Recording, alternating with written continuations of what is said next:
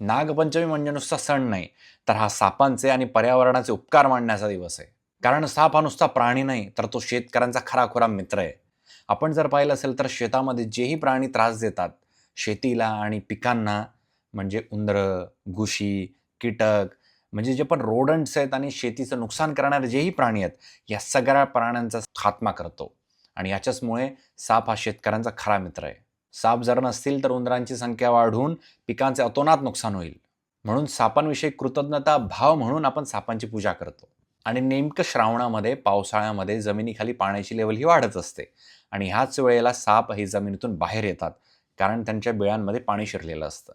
आणि ह्याचमुळे साप जेव्हा मनुष्यवस्तीकडे येतात, तेव्हा त्यांच्यामध्ये तंटा व्हायला नको, दोघंही आपापल्या इकोसिस्टममध्ये सुरक्षित राहतील, या भावाला प्रमोट करण्यासाठी आपण नागपंचमी साजरी करतो. म्हणून ह्या नागपंचमीपासून सापांच्या अस्तित्वाचा आदर करायला शिकूया. ते जर दिसतील तर त्यांना सर्पमित्राकडे देऊया. कारण साप हा आपल्या संस्कृतीमध्येही तितकाच महत्त्वाचा आहे जितका पर्यावरणामध्ये.